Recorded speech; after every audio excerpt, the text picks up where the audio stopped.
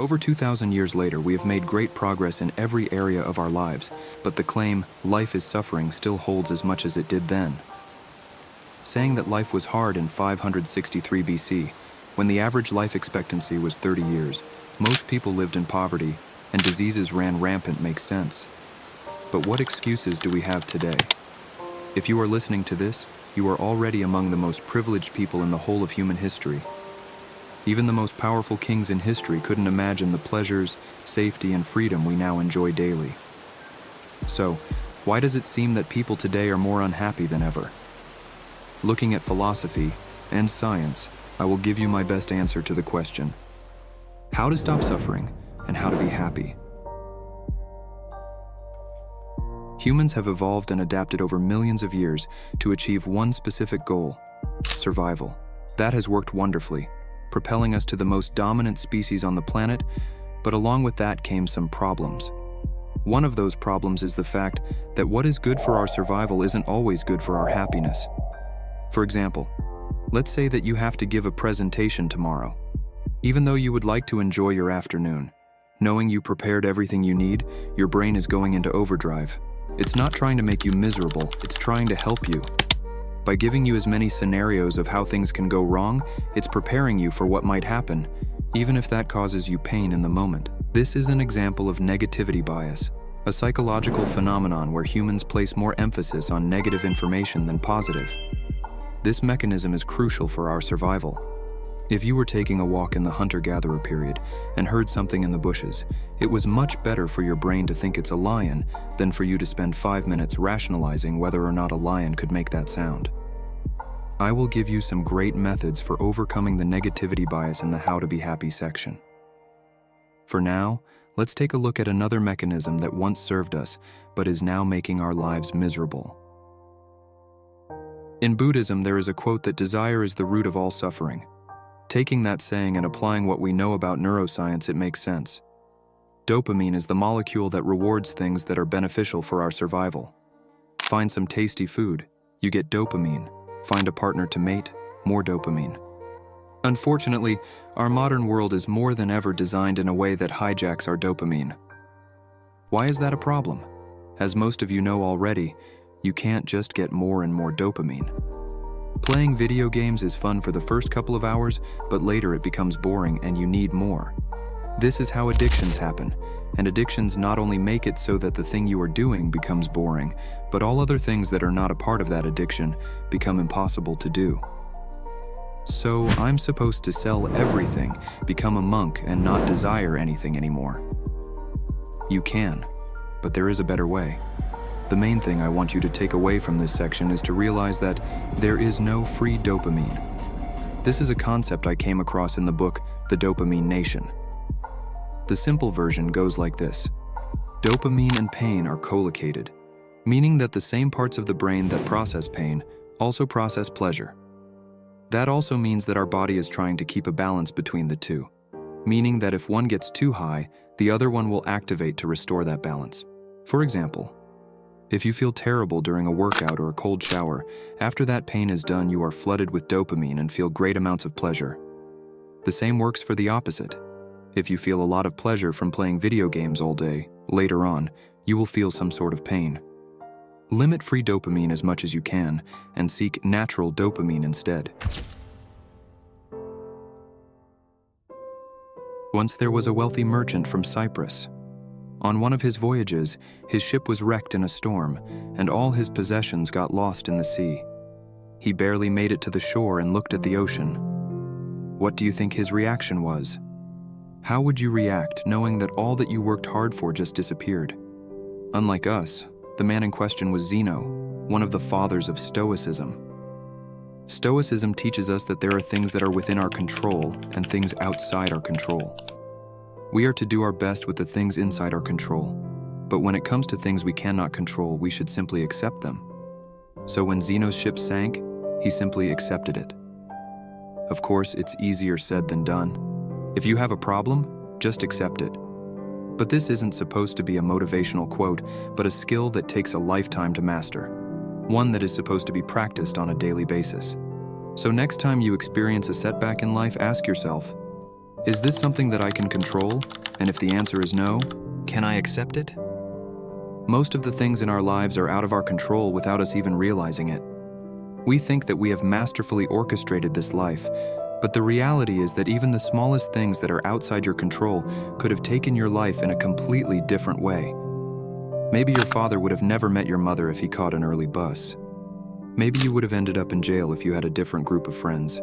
Maybe you would be homeless if your mom didn't see that you forgot to turn off the stove. Realize that you control nothing and accept the way things go in your life. Speaking of things you can't control, how comfortable would you be if you had to sit with nothing but your thoughts for an hour? How about 2? Maybe a day?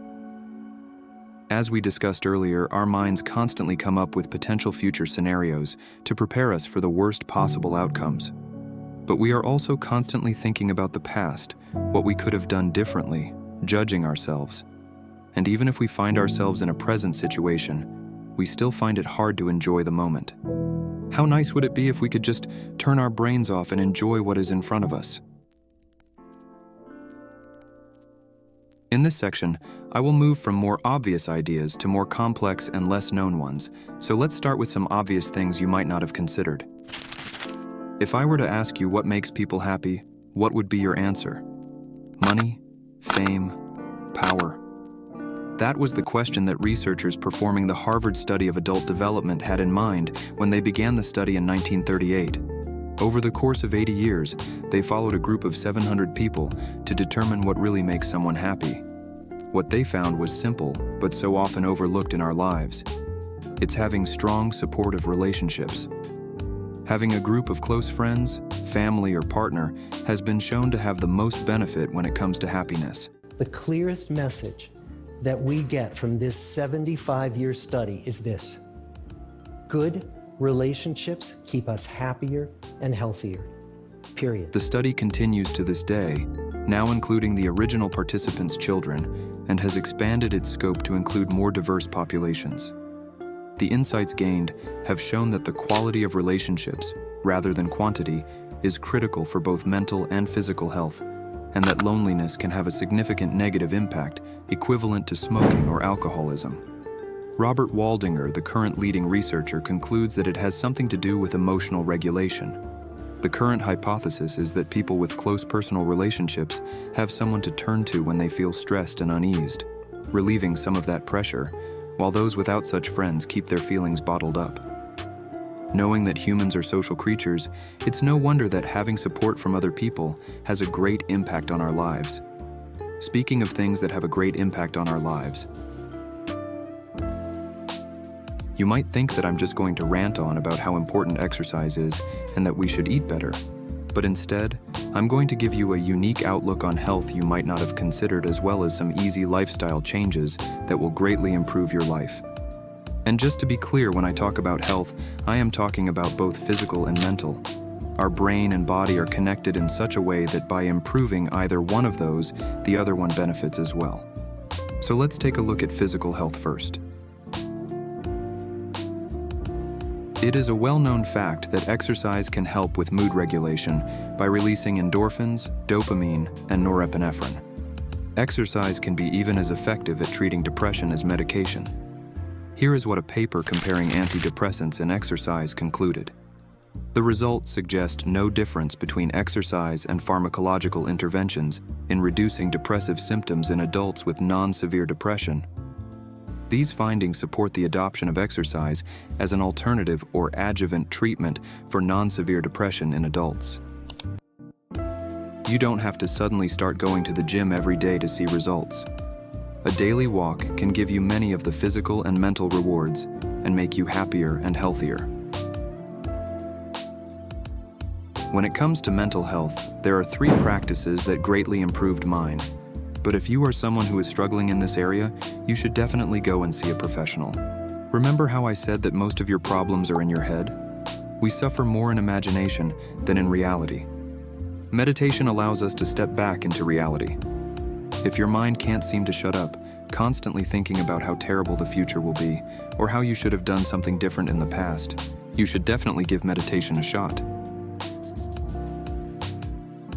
Going back to the negativity bias, Our brain likes to point out what is wrong in our lives all the time. You are not making enough money. You are not pretty enough. You should work harder. Gratitude does the opposite. Instead of focusing what is missing in our lives, you focus on what you have and show gratitude towards that. Even if you feel like there is nothing to be grateful about, just look around and you will find something. You might be grateful that you woke up today, that you have food to eat, a place to live, and clothes to wear. Make it a habit to say, or even better, write down 5 things every day that you are grateful for. If you ever feel like you need a way to let your emotions out or learn more about yourself, then journaling is for you. There is just something about putting things on paper that makes them less bad. If you are anxious, write for 10 minutes on all of the things that are bothering you. And when you step back and take a look at them, you will realize that it's not nearly as bad as you thought. You can do that for anything that is bothering you. Or even if everything is fine, you can write about your day and what you learned. You can even incorporate what I told you about gratitude and write about things you are grateful for. There are many ways you can journal, so feel free to look online. Here is something to get you started. The last thing I want to touch on is personal growth. Knowing that we are heading in the right direction makes us feel fulfilled and look forward to the future instead of dreading it. And if you want to learn more about personal growth and the best way to achieve your goals, consider subscribing. Keep learning, keep improving, and I will see you soon.